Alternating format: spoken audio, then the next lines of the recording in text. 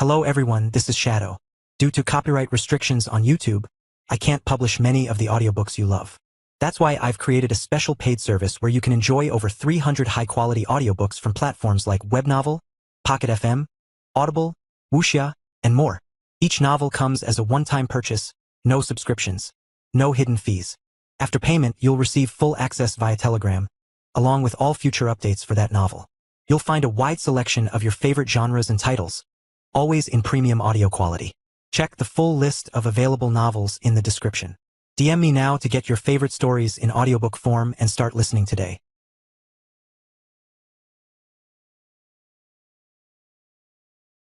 Chapter 121. Fudge is a ninja. Fudge, the lovable but edgy slime, spent most of his time doing the very serious and very important job of looking over the king's region, which was essentially his master's kingdom, as he would like to call it. "No one shall pass my sight," Fudge said as he stood on top of a tree, overlooking the whole mountain ranges. "I am as swift as the wind and as invisible as the air. I shall spread my master's words to the furthest lands that light can touch," he declared with a serious voice. Sir Fudge? Are we done here?" Below him were some Rebornians who were forced to roleplay as Fudge's loyal shadows. Michael had tasked them to go with the slime's playtime and make sure that he didn't cause any trouble.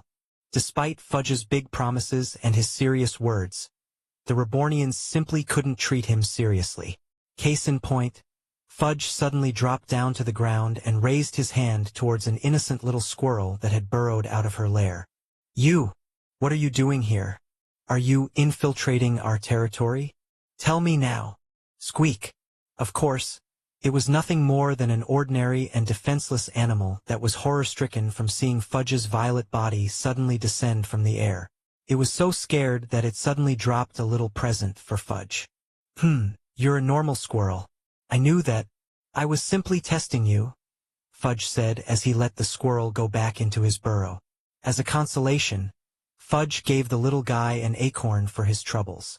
Although he was a little bit quirky and weird, the Rebornians still adored their boss Fudge. Despite his antics, his kindness was overflowing to the point that it could completely overshadow his tendencies to be too caught up in his fantasies. But of course, that didn't mean that they wanted to go along with his make-believe ninja club. "Come guys, let's practice throwing shurikens at wooden logs and running on water. You guys still run like humans. From now on, I want you to run with your hands on your back." The Rebornians sighed. "Sir Fudge, I think it would be best if we return." But before they could say anything else, Fudge raised his hand and made them stop talking. "What's that? I feel something is coming." "It's probably peddlers coming from the Queen's region," his attendant said. "Boss said that we shouldn't bother them when they come." "Nonsense," Fudge said. "Who knows? Maybe they have the potential to become ninjas. Maybe one of them even has the ability to store a nine-tailed monster in their body. I have to meet them."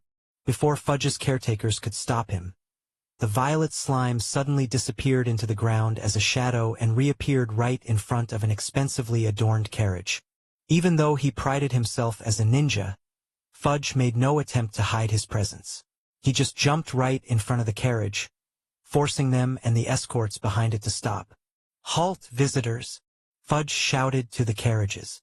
A few seconds passed before the door opened to the leading carriage. A young girl with a red dress came out, accompanied by a female ogre wearing a maid's outfit. The ogre eyed Fudge with a cautious look, while the young girl eyed Fudge with an amused look on her face. It was Una Montgomery and her escorts. A few seconds later, more humans and demi-humans came out of the escort carriages to look at the one responsible for stopping them right in the middle of the mountainous road. At the very back, a group of meek Komodos peeked out as well, curious as to who the strange violet slime was. "Who are you and why have you stopped our progress?" the female ogre beside Una asked, with a bit of an aggressive tone. "Please, Agnes, there's no need for you to treat him this way." "What's your name?" Una asked Fudge. "I am the incarnation of shadows. I am the seeker of the void. I am everywhere and nowhere at the same time. If you have any malicious intent against my master, then I will know even before you think of it. That is because I am..." I am a ninja. Fudge jumped up in the air, transforming his violet body into a ninja outfit, complete with the hood, the bandana, and the metal plate. Agnes and the rest of Yuna's demi-human escorts looked at Fudge with a strange gaze. They didn't know how to respond. Despite his words, he didn't look intimidating at all, especially with his weird getup. Sorry. He means no harm. He's actually a very nice slime. Finally, the Rebornians in charge of being Fudge's caretakers arrived and quickly resolved the situation. Seeing the fellow demi-human Rebornians, Agnes and the rest of the escort let down their guards. Just from one look at the Rebornians, Agnes immediately recognized it as the same relationship as parent and child. The Rebornians looked like exhausted parents who always tried and failed to rein in their troublesome child. Agnes changed her opinion of Fudge. At first, she thought he was a dangerous individual. But now she thought of Fudge as a harmless idiot. He's our boss pet, the Rebornians said apologetically. Fudge took offense to that. I am not Master's pet. I am his ninja, he shouted to them. But nobody seemed to believe him. Even Agnes and the rest of Yuna's demi-human escorts looked at Fudge as if they didn't believe a word that he said. Fudge's proud, bulbous figure suddenly deflated as he realized no one believed him for even a second. Doubt started to fill his mind. Oh my, you're a ninja? This is the first time I've ever seen one in real life, Yuna gasped. Fudge's body inflated upon hearing Yuna's words. Yes, I am, he shouted. After a few seconds, he looked up at Yuna and quietly asked, Do you believe that I'm a ninja? Yuna smiled. Of course I do. You can be anything you want to be. Fudge's eyes widened. Nobody had ever believed him before. Chapter 122, Proud Fudge. Fudge looked at Yuna and saw nothing but genuinity in her eyes. It was obvious. She really believed that Fudge was a ninja. This was the first time anyone had ever believed Fudge's claims to be a ninja. Most of them didn't even know what Fudge was talking about, and even if they did, then they would always treat him like a child telling bold lies. If you're a ninja, can you run on water? Can you clone yourself into a wooden log? Yuna asked, with her eyes completely filled with curiosity. Yes, I can. Fudge shouted enthusiastically. I can do more. I can use a mystical eye and trap my enemies into an illusion. Whoa, Yuna said as she slowly clapped for Fudge. Meanwhile, the Rebornians and even her personal attendant Agnes was surprised that Yuna was going along with the slime's fantasies. Even fellow Rebornians and demihumans would cast Fudge's words as nothing more than role-playing, but Yuna treated it as if it was real. Tell me more, Yuna said. Fudge jumped into Yuna's arms and began to tell her all of his antics and his ambitions in the world, just like a child would when a teacher asked them about what they wanted to achieve in their life. Sorry about this, the Rebornian Hobmankeys said. No, it's fine. The young miss is quite fond of demihumans. This is not the first time she has picked up a cute pet from the side of the road. No offense, Agnes said, looking fondly at Yuna. The Rebornians didn't feel offended. After all, even they referred to Fudge as a cute pet on the side of the road sometimes. Are you here to travel to the King's region? If so, then we can help you get to where you want to go, the Hobmankey said. Agnes nodded. We would be grateful if you did. We want to stop by Maplewood Village just beyond the mountain ranges so that we can replenish our resources. We can certainly do that, the Rebornians replied. With their help, Yuna and her escorts safely crossed the dangerous mountain ranges and finally reached the King's region. On the way, the Rebornians and Yuna's escorts shared stories amongst themselves. They introduced themselves as Yuna's personal guards that accompanied her everywhere she went. And in this particular mission, their job was to escort the young lady to the magic tower in Kingsbridge to meet the famous 8-star tranquil blazing king of fire, Cerberus Augendor. Agnes introduced herself as Yuna's personal attendant and her caretaker, serving her since her birth. Then, the Rebornians introduced themselves and told Agnes that they were part of the nation of Reborn. This confused Agnes at first. In all her research to prepare for this journey, she had never heard of a sovereign nation established in the King's region. When the Hobmankey explained that their nation had just formed, it finally made sense. In Agnes' mind, the nation of Reborn was just a small group of secluded people that decided to declare themselves as their own nation. It happened a lot in the Queen's region. Some people would even call a small plot of land the size of a house as their own nation. Oh, we're also part of a company. You might have heard of it, the Hobmankeys mentioned. No, what's it called? The Reborn Company, he replied. Agnes dismissed it as nothing special. She hadn't heard of that company in the Queen's region, so she thought that it was just a simple business confined in one small town or village. What's that? Meanwhile, Una sat on her seat with Fudge on her lap, when she suddenly caught sight of the flat concrete roads connecting to the Maplewood village. Agnes peeked out of the window of her carriage and saw it as well. Not only that, she also noticed something wrong with Maplewood village itself. I think we're in the wrong place, Agnes said. That doesn't look like Maplewood village. The Hobmankey shook his head. No, we're on the right track. That is Maplewood village. Despite that, Agnes couldn't believe what she was seeing. She expected a small townlet, with a population only in the hundreds and houses primarily made out of wood and thatch. But what she caught a glimpse of was something completely different. There were big stone houses reaching 2 to 3 floors.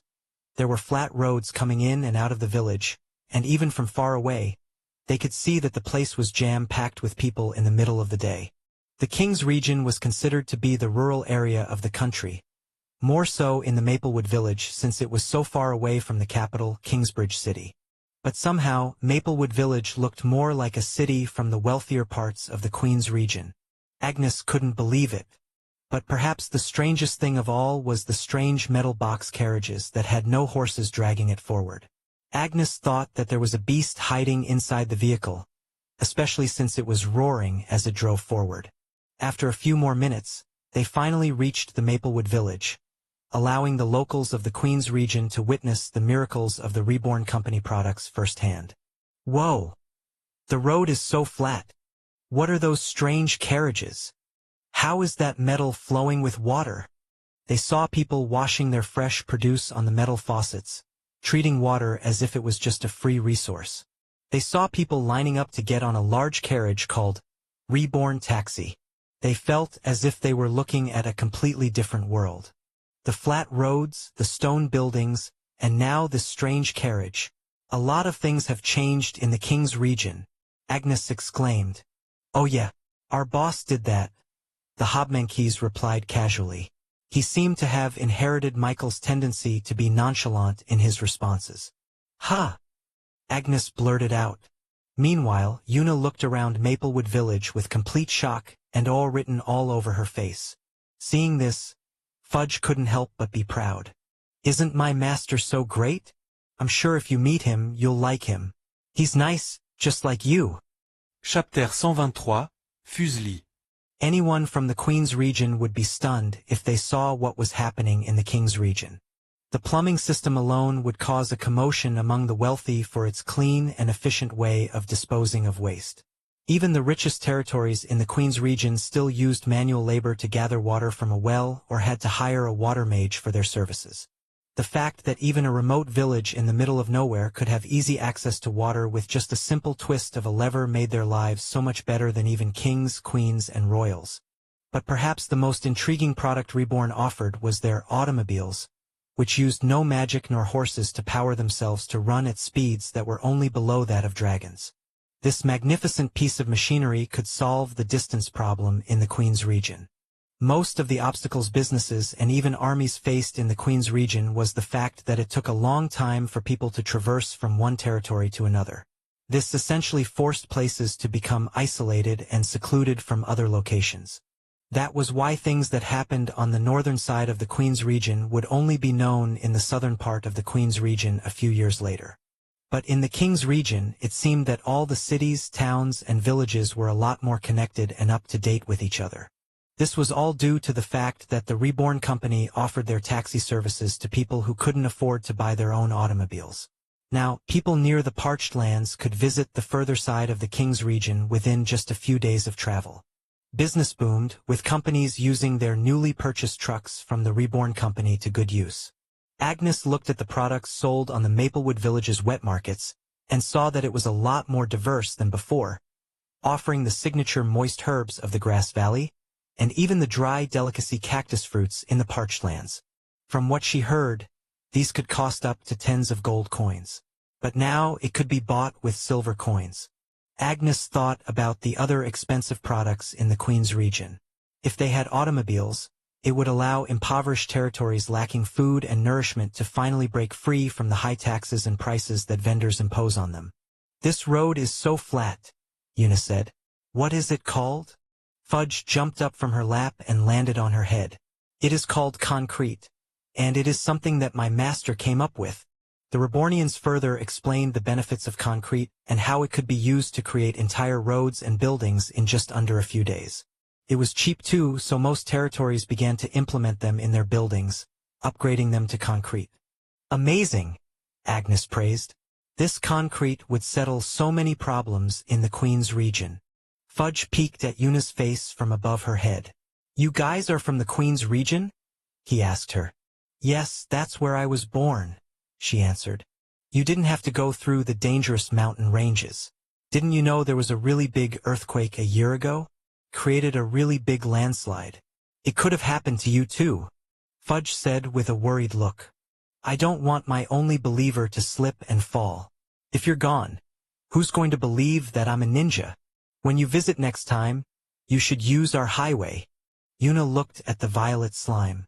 "There's a highway here?" "Yes. Our boss is about to open a road connecting the King's region to the Queen's region," the Hobmanki explained. "But how is that possible?" Angies asked. "The mountain ranges are far too steep and dangerous to build in, even with your concrete roads. You just said that there was a landslide here a year ago, so the road would only last a year or so before it gets destroyed." Fudge jumped up from Una's head and landed on the ground. He crossed his blobby hands against his chest and turned his head up, with his non-existent face brimming with pride. "Who said we built it in the mountain ranges? Master has already struck a deal with the Dwarven King about creating a road that goes around their kingdom," Fudge exclaimed. Agnes and Una couldn't hold in their surprise and stood there, stunned in silence. Even as a child, Una had already been taught and trained about every species, territory, and nation located in this country. Her family propped her up to be the foremost diplomat in the entire world. To do that, she had to be aware of every political situation in the entire country, including those that were allied and at war against each other. In her history classes, a lot of alliances had formed, changed, and broken apart in the thousands of years of history in the country. It was normal to hear about a territory being allied with another territory for 1,000 years, but fall apart and become mortal enemies within just a few years. But never once did the Dwarven Kingdom change their stance about their closed-door policy. No one had convinced them. Neither the incentive of gold nor the threat of war could make them open their doors. Everyone thought that it would continue for the years to come. That was until this moment, when they found out that someone had successfully allied with the Dwarven Kingdom. "The Reborn Company has a partnership with the Dwarven Kingdom?" Agnes asked, her words stammering. "Does that mean that you have access to the infamous Damascus steel?" The Rebornians all nodded their heads as if it were the most normal thing in the world. Agnes would have never known that they would witness a world-changing event right in front of their eyes. The Reborn Company was still unknown in the Queen's region right now. But she knew that that wouldn't last long. It was as if she was looking at a bomb with its fuse lit up. It was just seconds away from exploding and completely changing the landscape of the world by storm. Chapter 124, Intentions to See. Meanwhile, the Komodos were on their own in the Maplewood village, looking and observing everything there was to see. Unlike Una and Agnes, these Komodos weren't interested in seeing the new inventions of the Reborn Company. Instead, they were deeply interested in the demi-humans comprising the Reborn Company. Just from one look alone, they already knew that these demi-humans were different. They exuded so much more strength than the normal demi-humans, as if they were imbued with power from their very being itself. Yellow mankeys weren't that uncommon in the Queen's region where they were from. They had even seen blue mankeys performing in the streets and red mankeys hauling materials on the road. However, the yellow mankeys in the Reborn Company were completely different from what they were used to. Their faces looked much more human, with their backs straight and their posture taller than normal. Weirdest of all was the golden streaks of design on their fur. Not only that, but these yellow mankeys could cast spells and skills that were much purer than even the elves they saw in the Queen's region. That wasn't supposed to be possible. From what they and everyone else knew in the Queen's region, yellow mankeys were the weakest race in the entire world. They didn't have the intelligence of humans, nor did they have the aptitude to cast any magic spells. They were worse than regular humans and even worse than Komodos. But somehow, these Rebornians spoke the fluent human language and showed crafting talents even greater than dwarves. It wasn't just one of them. It was all of them. While they were walking around, they heard about a certain place with many names. Some people called it the paradise in the desert, while some called it the place where the stars land. It didn't take them to hear its official name, the nation of Reborn. The Komodos approached the Hobmankeys working construction on the road and asked them about this nation. The Hobmankey happily talked to them with a proud smile on their faces, describing to the Komodos what they loved about their nation back in the parched lands. They were so enthusiastic about talking that they ended up just overlapping their sentences. The Komodos could only hear something about baseball, beer, electricity, food, and love. But even if they didn't know what the Mankeys were talking about, it was clear from their excitement alone that this was a place that they proudly called home. They talked extensively about their boss, and how he was the one who gave them everything they had ever asked for and more. He was the reason why they were working here in Maplewood Village away from their families. They wanted to repay everything that Michael had done for them. After all, he was the one who evolved them into what they were now. Upon hearing this, the Komodos couldn't help but look at each other in complete awe and excitement. Could the nation of Reborn be the place where they could regain the glory of their species? Just the possibility of this thought made all the hardships they experienced getting here worth it. But of course, they didn't get ahead of themselves. The nation of Reborn looked like a literal paradise. If they wanted to join them, then they had to work for it, no matter the cost. "We want to be a citizen of your nation," the juvenile male Komodo said. "We are willing to do anything." The Hobmankeys gave them a big smile. "Sure, you can join us. There's a bus that leads you straight to the parched lands, you can take that." The Komodo looked confused. "And then what?" he asked the Hobmankey, expecting to hear more requirements. "You just need to get on the bus. Just tell the driver that you want to become a citizen of our nation, and you won't have to pay the fee. After you guys arrive in the nation, just look for Lolo or Kong. They'll tell you where you can build your houses." "That's it. Ha-ha!" The Hobmankeys chuckled. "There's nothing else. You become a citizen any time you like." Excitement filled the Komodos' faces. They just needed to go back to the parched lands, and they could finally reach their dream. They could finally restore their pride. The young Komodos eagerly returned to thank Yuna for her hospitality for the past few days. They wouldn't have been able to cross here if it weren't for her.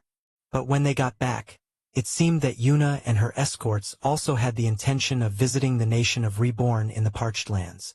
After hearing everything that the Reborn Company achieved in just a few years, Yuna and her escorts had no choice but to see this nation for themselves. They decided to leave their horses and carriages in Maplewood Village and just use the Reborn bus taxi to go around the King's region.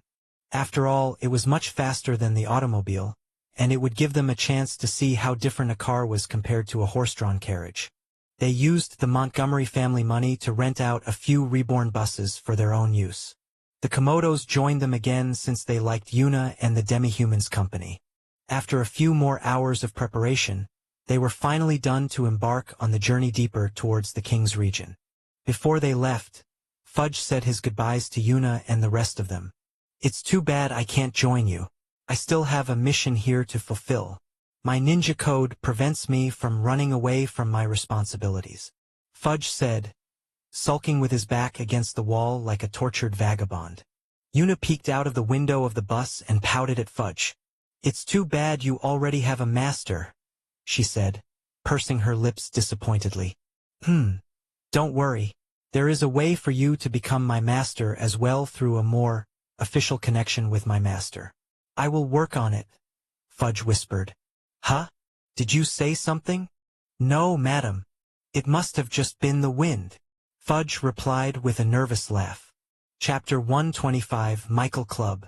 Fudge waved goodbye as Una and her escorts departed on Reborn buses towards Kingsbridge City.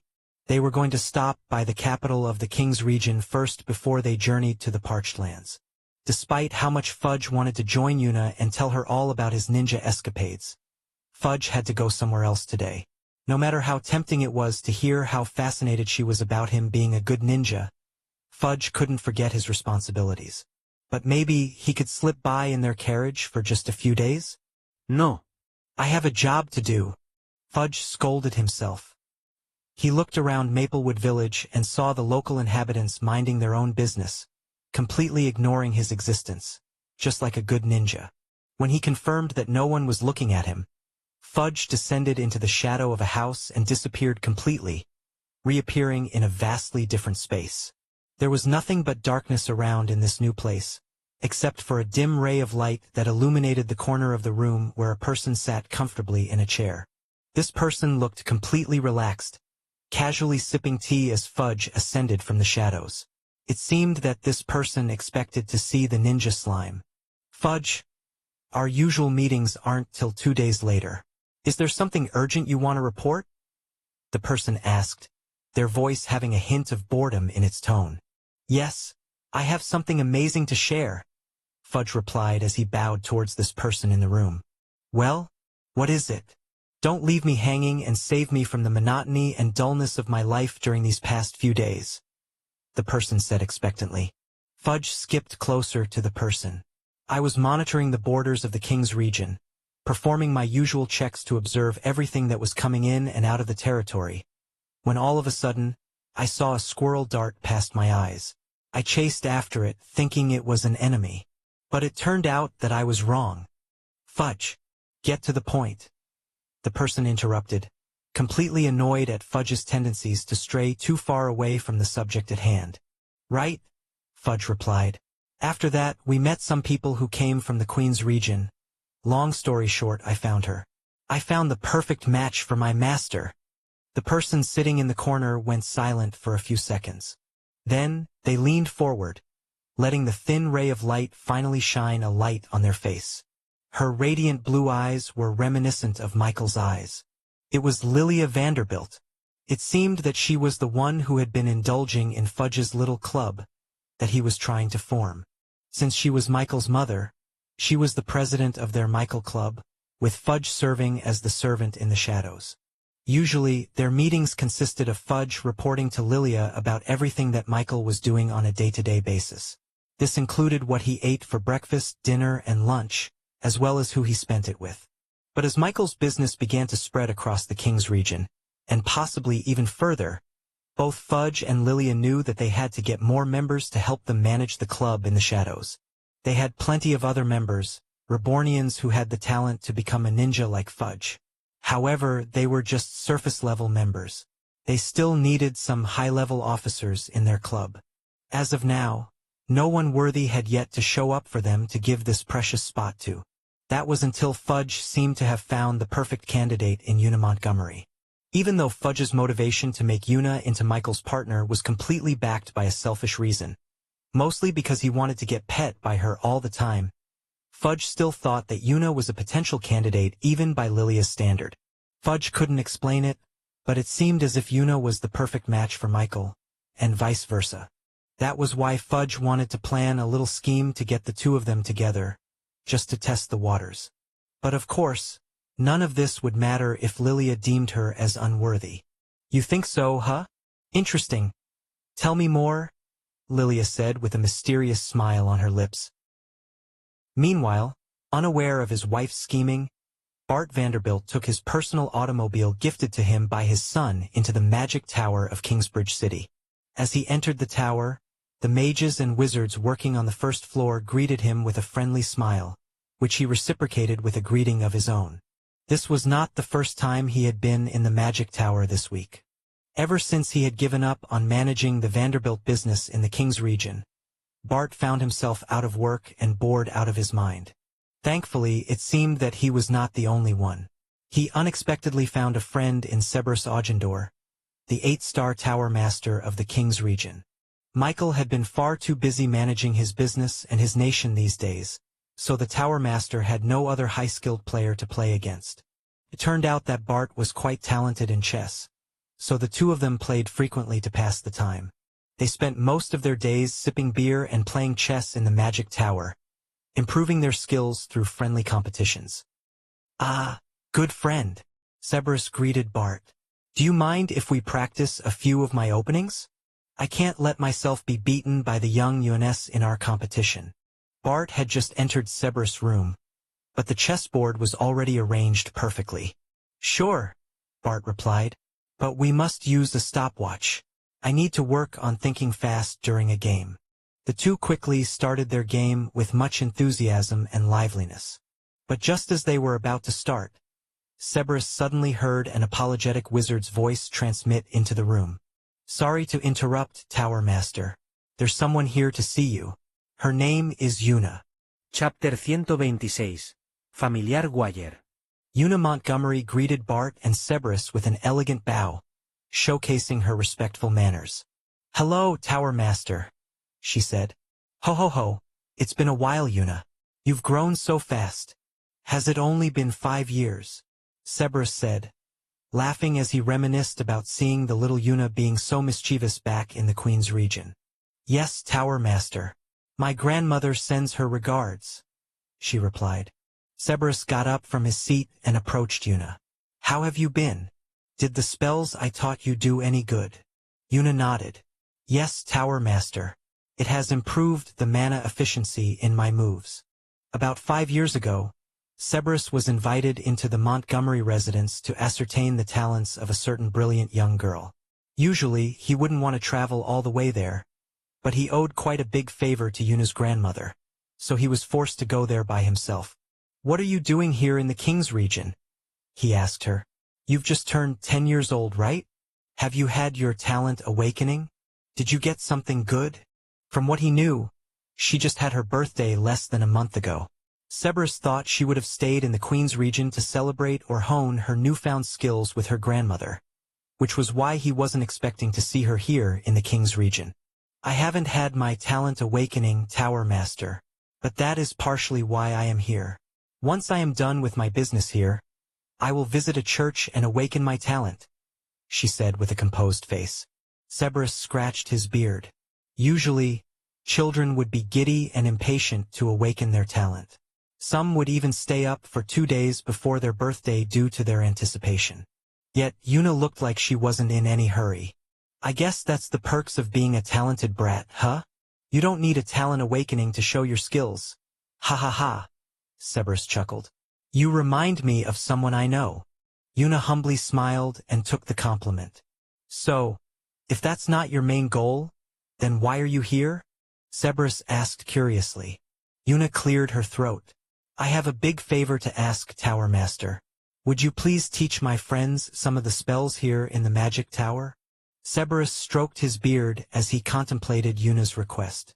"I have already repaid my favor from your grandmother," he said with a stern look on his face. "There's no reason for me to help you this time around." Cerberus knew that Yuna's friends were demi-humans of all varieties. Although some had the talent to cast magic, most of them did not. It would take them a lot of time and effort to teach them even a single 1-star spell. As the Tower Master, he couldn't simply waste his wizard's time teaching Yuna's demi-human escorts. Although he favored Yuna, it wasn't enough to fulfill this hard request of hers. Yuna pursed her lips and didn't say anything else. She was downcast, with her hands on her back, sulking. Seeing this, Cerberus started to feel a little bit guilty for making it hard on a 10-year-old girl. "Fine, I'll tell you what. If you can beat me in a game of chess, then I'll teach your friends some spells," he said arbitrarily. "You know chess, right?" Yuna looked past the Tower Master and saw Bart sitting next to a table filled with chess pieces. "I've seen some wizards play it in their spare time," Yuna said, with an imperceptible glint in her eyes. "To make it fair, I'll give you 3 chances to beat me. If you can force a draw, it's also your win," he kindly said to her. Bart got up from his seat and let Yuna take his place. The little girl looked at the chess board with open curiosity, looking at the intricately carved pieces on the board. With a wave of his hand, Cerberus magically arranged the pieces into their proper place on the board. "You're on the white side, which means that you'll..." But before he could even finish his words, Una suddenly took his hand and shook it, solidifying their agreement. "We shook hands. It's official. No takebacks," she said ominously. Cerberus was speechless as Una leaned on the table and made the first move as the white pieces. She did it with speed and precision, as if this wasn't the first time she had played chess. A cold sweat began to form on Cerberus' forehead. He had a bad feeling about this. A couple of minutes later, Cerberus frowned as he looked at the chess pieces on the board. Even Bart, who was behind him, couldn't help but cover his mouth as he began to realize the fact that Cerberus was about to lose. "What if you move your queen here?" Bart leaned in and whispered. "No, then she would take my rook." "How about I move my pawn here?" Cerberus whispered back. Una smiled at them. "No coaching," she said with a teasing tone. She knew it didn't matter. She was going to win. "Shut up, brat. You said that you didn't know how to play chess." Cerberus blurted out in a panic. "I never said that," she said to them innocently. "I only said that I saw the other mages play chess. I never said I didn't play with them." Everything was normal for the first few moves. Cerberus was surprised that she was quite skilled at chess, especially with her placement of pieces. But he thought nothing more of it. But as the game went on, he soon realized that Una was like a camouflaged snake, waiting at the opportune time before she struck. And the moment she did, Cerberus could do nothing else as lost more and more pieces as the time passed by. It didn't matter if Bart and Cerberus tried to work together. They lost the moment they underestimated the little Montgomery girl. "Checkmate," she said, playfully toppling her opponent's king piece. Cerberus sighed and slumped back in his chair. If he had a gold coin for every time that a 10-year-old child mercilessly checkmated him in chess, then he would have 2 gold coins, which wasn't a lot, but it was weird that it happened twice. Chapter 127. Just like Michael, Cerberus could only blame himself. He should have known that Una would end up as sly and crafty as her grandmother. He finally understood why she wanted to see him, specifically to ask him for this favor. Una must have asked the other tower masters in the Queen's region first, and all their answers were a resounding no. So, she planned to visit the infamous 8-star Tranquil Blazing King of Fire. He earned this title not just because of his mastery over the fire element, but also because of his impulsive tendencies to gamble with a tranquil face. Cerberus was quite famous for looking like a wise hermit who had thrown away all earthly impulses, especially with his lengthy white beard. But anyone who knew him personally would know that his face was just a facade. And in truth, he was quite an impulsive high roller in gambling places all over the world. Una took advantage of that fact. She knew that once Cerberus denied her request, he would offer a simple wager to give her a chance. And of course, his choice of game would be none other than chess, which was very famous amongst mages and wizards. Due to her training from the Montgomery family as a diplomat, Una was adept at all things related to managing territories. Chess was good practice for that. "I can't believe I fell for it again. Why am I the target for 10-year-old scammers?" First, it was Michael who ended up being the one who invented chess in the first place. Now it was Una, who acted like she hadn't played chess at all. "We shook hands, so you can't take it back. Okay?" Una triumphantly smiled at Cerberus. The old man's hair seemed to have turned even whiter. Sure, whatever. Thank you, Tower Master. I'll consider it your gift for my talent awakening later." With one of her goals done, Una profusely thanked Bart and Cerberus for their time and quickly left the room, afraid that the Tower Master would change his mind. She would now go to the Kingsbridge City Church and awaken her talent. Bart consoled his friend. "Don't mind it. You couldn't have known she was that good at chess." Cerberus shook his head. "No, I should have known better. That kid's always been a brilliant child. But what's impressive about her is not just her smarts, but also her talent in the way of the rapier." "That girl was talented in weapons?" Bart asked as he glanced at the door where Una had left from. "Yes," Cerberus nodded. "Their family is famous for their sharp minds, but this is perhaps the first time they had birthed someone talented in the physical arts. Did you know that she could have been recruited as a squire in the Order of the Heavenly Knights? Bart was shocked. The Order, as it was famously called, was an elite group of swordmasters and weapon experts famous for being the foremost guild that nurtured the best physical art masters in the world. The mages and wizards had the Guild of Arcana, while the swordsmen and knights had the Order. Magical arts used spells to throw water, ice, and fire out of their hands, while physical arts used spells to imbue their weapons with elemental mana to increase their power. From what Bart heard, only those with a 4-star mana core and a proven win against a squire from the Order could make a person qualified to join. Not only that, candidates were only allowed to try out at 15 years old and above. Yuna was only 10. This meant that she was probably offered tutelage from one of the 10 Heavenly Knights. Why is she here then? Shouldn't she be rigorously training under her master? Bart asked with a bit of a panic. Even he thought it was wasteful of her to spend her time away from training. After all, she could become one of the Heavenly Knights in the future. Ha ha! Cerberus chuckled. She's just like Michael in that regard. He could have also joined our Guild of Arcana when he was 5 years old and been nurtured to become a mystic master like myself. But for some reason, he chose to follow your grandfather's footsteps and started a company. Yuna could have joined the Order, but she refused and chose to follow in her grandmother's footsteps. She wanted to become a diplomat. I would have said it was a waste of talent, but clearly, they both are prospering in their own chosen fields. The two men were silent for a few seconds before Bart suddenly remembered something. Wait, diplomat? What was her last name again? Montgomery. Her full name is Yuna Montgomery, Cerberus replied. Bart took a deep breath as he suddenly realized why Yuna looked familiar. What is it? Cerberus asked, curious as to why Bart acted as if he had just discovered a secret of the world. When Michael had his first birthday, we invited everyone we could think of, Bart recalled. Most of the people in the Queen's region decided to send proxies, but there was one family who personally traveled for months on end to accept our invitation. It was the Montgomery family. Cerberus looked at Bart, still confused. What are you trying to get at? My wife chatted them up and found out that they had just birthed a baby daughter of their own. Now, we may have drunk a couple of bottles of alcohol, but by the end of the night, we had agreed to arrange the marriage for the two of them. Cerberus looked at Bart in pure disbelief. You mean to tell me that Michael and Yuna are engaged to be married? Do they know about this? Michael doesn't know, Bart said, a bit ashamedly. The tower master clicked his tongue in disappointment to the Vanderbilt father. Well, you couldn't have known that she would end up in the king's region so early, Cerberus consoled his friend. And who knows? Maybe things will end up better than you thought. Fate works in mysterious ways. Chapter 128. Red Dress. Are you sure she's here? A woman wearing a hat that covered her eyes and a scarf that covered her mouth whispered to a nearby wall. Yes, madam.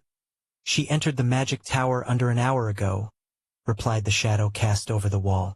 After hearing such good praises from Fudge, Lilia decided to take a closer look at this girl for herself. For all she knew, the girl could have simply used some tricks to deceive the ninja slime. Although useful, Lilia knew Fudge could be quite of a ditz sometimes. If someone was going to be her son's partner, then they better be someone who deserved him. In her eyes, Michael was the perfect little boy who had absolutely no flaws and no weaknesses. His partner should have at least one or two of those traits. So, Lilia and Fudge devised a little scenario to determine if Yuna had good intentions with her son. Despite this being their very first mission as the Michael Club, they had prepared everything they needed for this plan to work accordingly. They had normal club members planted amongst the crowd, acting like a normal bystander. They all had the skill to act like a shadow, so they were perfectly adept at staying out of sight. After a few more minutes, their target finally came into view. Yuna came out of the magic tower with a smile on her face, as if she had accomplished everything she set out to achieve. That's her, madam, Fudge announced as he caught sight of Yuna. Lilia didn't waste a second any longer and briskly walked in her direction. With her face completely covered, she was sure that she wouldn't be recognized by anyone in the street. She quickly took a bottle of a strange liquid from one of their club members and held it in her hands. This liquid was a staining solution that would completely ruin any silk or linen clothes. It would be unwashable through any means, making the stain permanent. Lilia recognized Yuna's dress to be made out of very expensive material, which made her think that the girl was someone materialistic. That would be a complete deal-breaker for her. She didn't want her son to end up with someone that valued him only for his money. She wanted Michael's partner to be like her. She didn't marry Bart because of his money. She married Bart because she loved him for his good qualities. She didn't even know he was a Vanderbilt before they were engaged. Lilia planned to accidentally bump into Yuna and pour liquid onto her dress. If Yuna freaked out because her expensive dress was ruined, then she was not the right girl for Michael. Yuna walked down the street with a pep in her step, unaware that the person coming towards her was Lilia.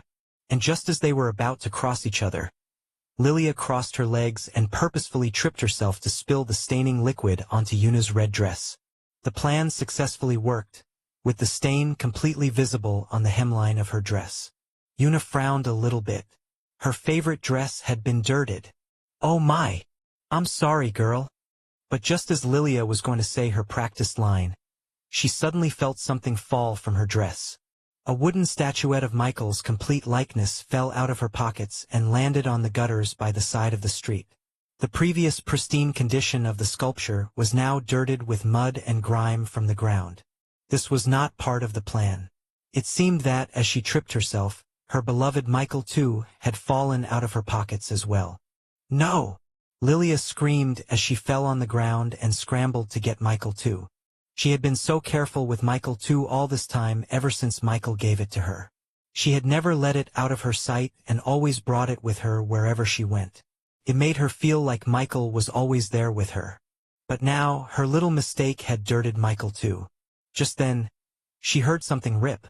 Lilia lifted her head and saw Yuna offer her a ripped piece of her dress.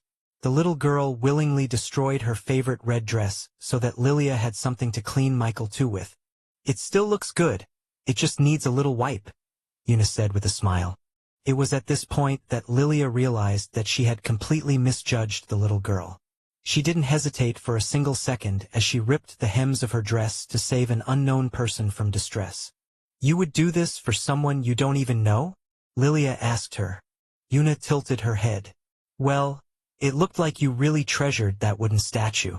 My dress is nothing compared to your priceless memorabilia. Is that your son?" she asked her. "Yes," Lilia said as she took the fabric and wiped the dirt away from Michael too's face. "When he's with me, I feel like my son is also with me." "Ah, that's cute," Yuna said, giggling. "You don't think it's weird that a mother is this obsessed with her son? Most people think I'm crazy because I treat this wooden statue as if it were a real person," Lilia said, looking straight into Yuna's eyes. "No, I don't think so," the girl answered. "It's only natural that a mother cares and loves her son this way. In the future, I hope I can be as loving as you to my children." Lilia looked at Yuna with her jaws dropped, completely stunned at hearing the perfect answer come out of the girl's mouth. "Oh, my friends are here. I gotta go." It was nice to meet you, madam." Yuna waved goodbye to Lilia before she jumped onto the bus with Agnes and the rest of her escorts. Now that she was all alone, Fudge ascended from Lilia's shadow and skipped in front of her. "What do you think, madam? Isn't she the perfect match for Master?" Fudge asked enthusiastically. "Fudge," Lilia muttered. "She's more than perfect. This is fate." Chapter 129. Equally Talented. "Fate?" Fudge asked as he tilted his head. "Is that a new nickname for me?" Lilia picked up the violet slime and took him into her arms. "No, you silly puppy. The partnership of that girl and Michael is ordained by nothing less than the universe itself." "What do you mean?" Lilia looked at Yuna on the side of the street. She didn't recognize the little girl at first because she had grown up so fast in just a few years. However, Lilia did recognize the female ogre that greeted Yuna with respect. She wouldn't forget that face. That ogre had a permanent frown, red eyes, and a single horn on her forehead. She was none other than Agnes, the famous battle made of the Montgomery family. And if she was escorting that little girl, then Una must be none other than the youngest daughter of the Montgomery family. You didn't tell me her last name was Montgomery, Lilia said as she squeezed Fudge aggressively. Bumf. Sorry, madam. I forgot he. But why does her last name matter? Lilia watched as Una's bus set off and rode out into the street. She could have stopped them and introduced herself, but Lilia chose not to. She wanted to let fate play out without her intervention. When Michael was a child, I arranged for him to be married to Una, Lilia said. Really? Did you already know back then that they would be a perfect match? Fudge asked, amazed at the madam's prescience. No. I just saw her as the youngest daughter of the Montgomery family. The union of the two was purely political, Lilia explained. A political marriage between the two was completely beneficial to all parties.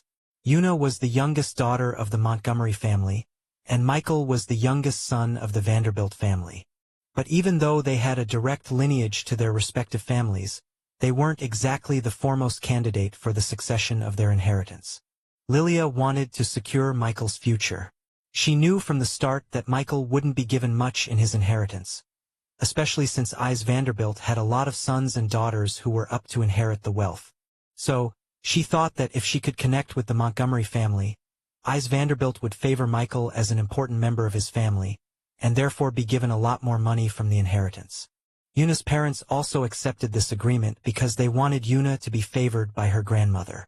The Vanderbilts had money, the Montgomerys had connections.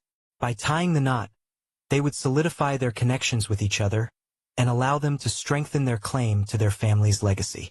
Does that mean they are engaged already?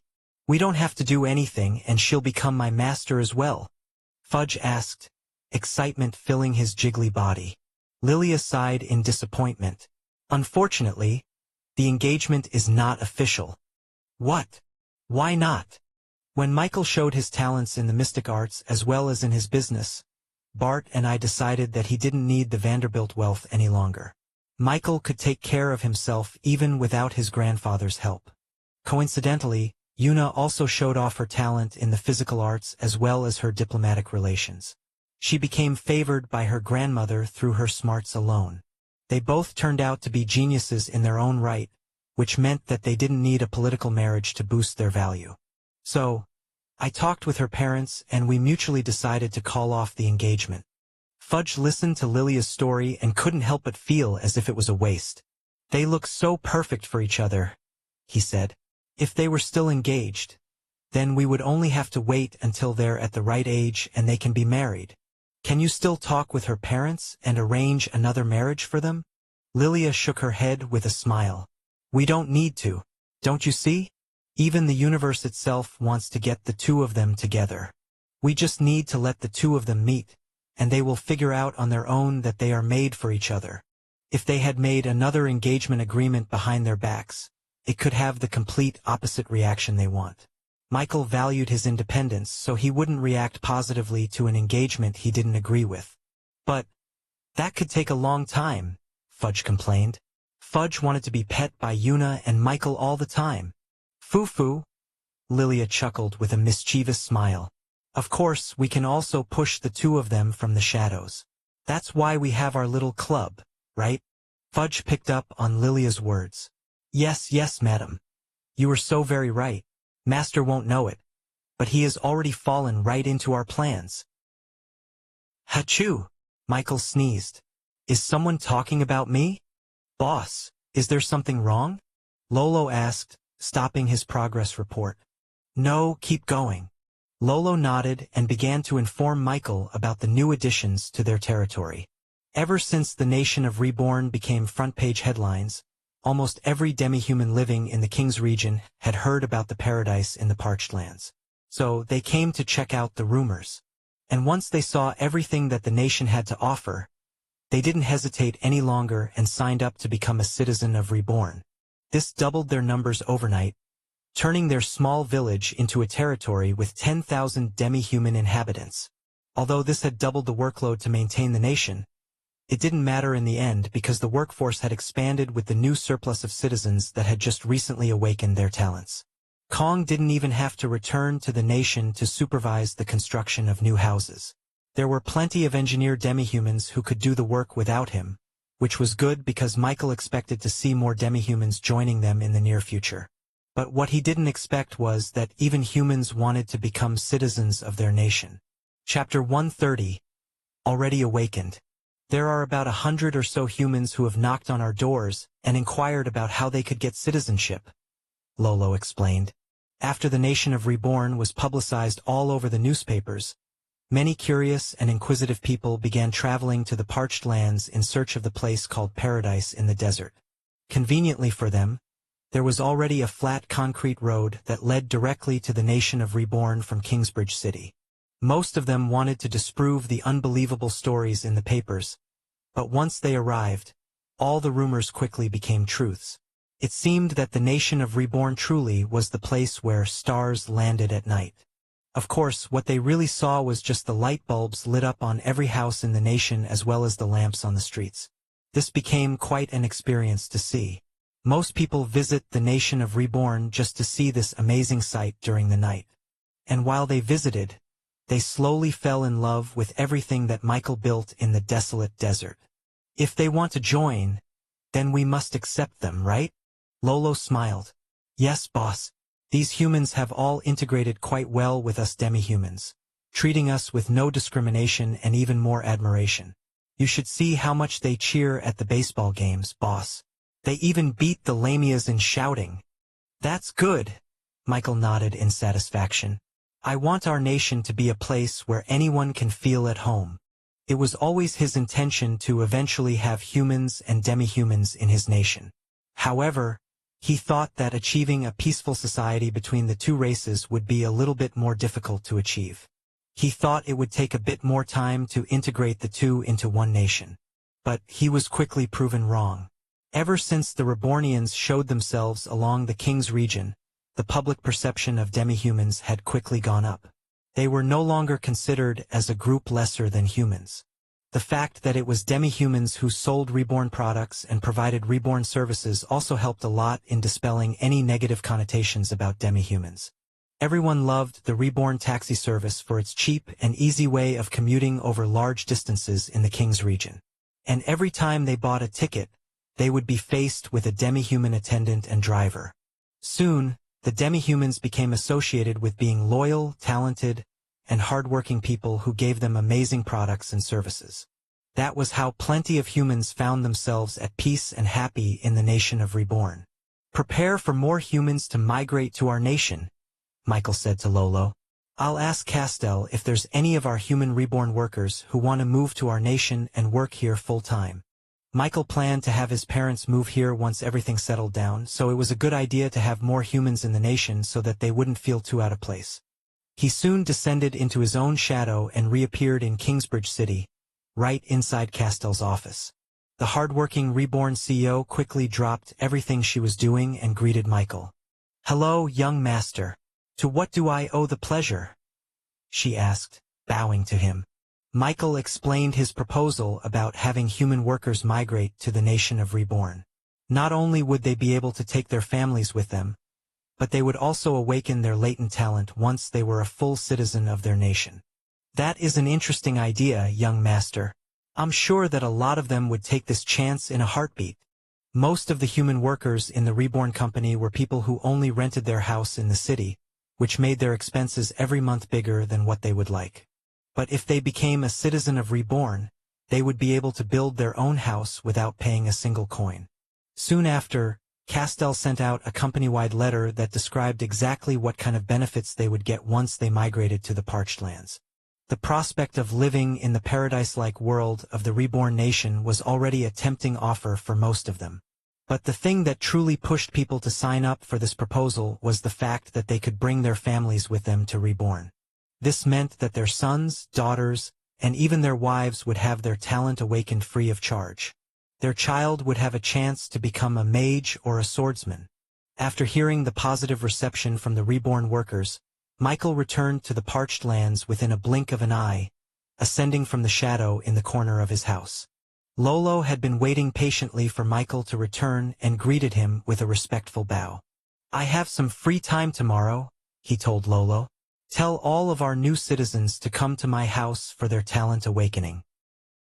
It was early in the morning, with the clock tower yet to strike its bell. But there was already a large group of the new citizens, both human and demi-human, lining up outside of Michael's house. They waited patiently for their turn to get their talents awakened. Hello everyone, this is Shadow. Due to copyright restrictions on YouTube, I can't publish many of the audiobooks you love. That's why I've created a special paid service where you can enjoy over 300 high-quality audiobooks from platforms like Webnovel, Pocket FM, Audible, Wuxia, and more. Each novel comes as a one-time purchase, no subscriptions, no hidden fees. After payment, you'll receive full access via Telegram, along with all future updates for that novel. You'll find a wide selection of your favorite genres and titles, always in premium audio quality. Check the full list of available novels in the description. DM me now to get your favorite stories in audiobook form and start listening today.